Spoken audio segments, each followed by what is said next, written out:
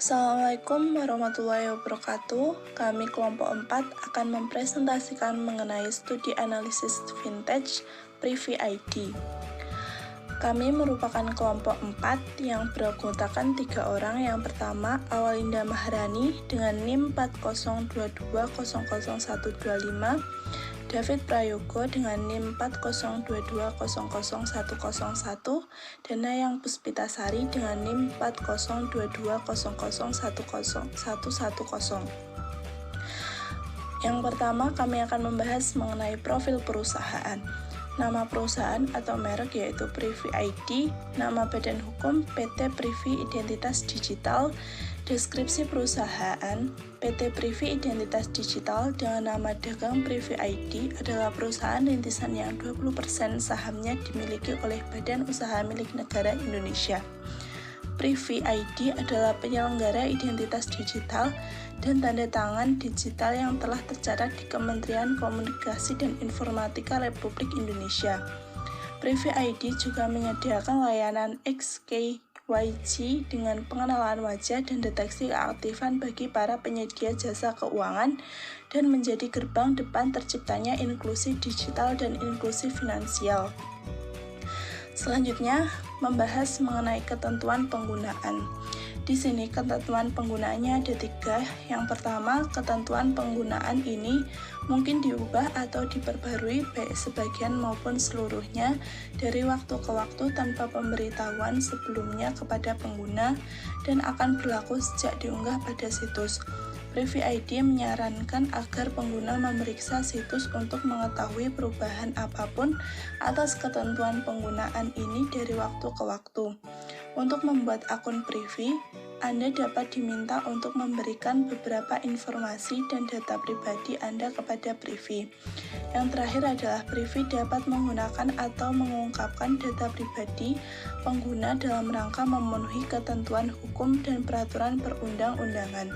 Dalam rangka proses penegakan hukum atau pengambilan tindakan pencegahan lebih lanjut sehubungan dengan kegiatan yang tidak berwenang, dugaan tindak pidana atau pelanggaran hukum atau peraturan perundang-undangan. Selanjutnya akan membahas mengenai manfaat layanan Privy ID. Di sini terdapat 3 manfaat. Yang pertama adalah dengan Privy ID Anda bisa menghemat biaya. Privy ID menetapkan beragam harga yang berbeda untuk menandatangani seluruh dokumen sesuai kebutuhan sehingga Anda tetap bisa menghemat biaya dalam jangka panjang. Yang kedua adalah dengan Privy ID Anda bisa menghemat waktu.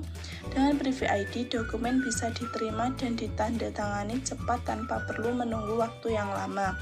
Yang terakhir adalah Privy ID menjamin keamanan data-data user. Dengan memenuhi ketentuan pasal 39 PP 82/2012 dalam melakukan pengujian keautentikan identitas dan memeriksa otoritas penggunaan Privy ID.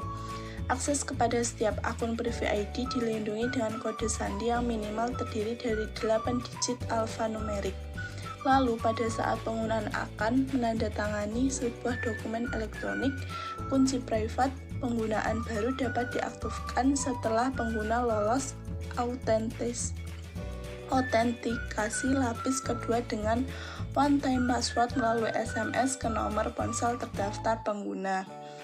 Selanjutnya, akan membahas mengenai langkah-langkah penggunaan layanan tanda tangan digital menggunakan Privy ID. Pada laman situs Privy ID, klik daftar atau sign up. Kedua, masukkan alamat email, nomor ponsel, unggah KTP atau paspor bagi WNA. Yang ketiga adalah unggah foto selfie secara langsung dari berbagai arah. Goreskan jari atau kursor pada area untuk menggoreskan tanda tangan dan paraf. Klik tombol daftar atau sign up. Tunggu beberapa waktu hingga mendapat notifikasi yang memberitahu bahwa registrasi telah berhasil di email. Pengguna mendapatkan email konfirmasi registrasi dan harus menunggu hingga 1 jam untuk melakukan verifikasi keabsahan dokumen identitas. Jika data sudah diverifikasi, berarti pengguna sudah menggunakan layanan tersebut untuk proses menandatangani dokumentasi secara online. ini mengaplikasikan Privy ID untuk penandatanganan dokumentasi secara digital. Yang pertama, klik upload di sebelah kiri atas. Kemudian akan muncul 3 pilihan, yaitu sign untuk penandatanganan dokumen saja, share untuk sekedar pembagian data kepada pihak kedua, dan sign and share untuk pembagian dokumen yang sudah ditandatangani untuk ditandatangani oleh pihak kedua. Yang ketiga, pilih dokumen untuk diunggah dan tunggu hingga proses unggah selesai. Berikutnya, setelah dokumen muncul, klik sign di bagian bawah untuk menandatangani dokumen. Kemudian gerakan dan letakkan tanda tangan di tempat yang diinginkan. Jika sudah, maka akan muncul notifikasi untuk konfirmasi penandatanganan dokumen. Jika setuju, berikan centang pada kotak persetujuan.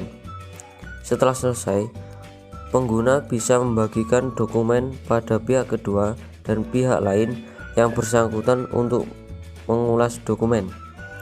Jika dokumen sudah ditandatangani oleh kedua belah pihak, akan muncul QR kode pada bagian pojok kanan bawah sebagai alat verifikasi dokumen yang sah. Cukup sekian presentasi dari kelompok 4. Bila ada kurangnya saya mohon maaf. Wassalamualaikum warahmatullahi wabarakatuh.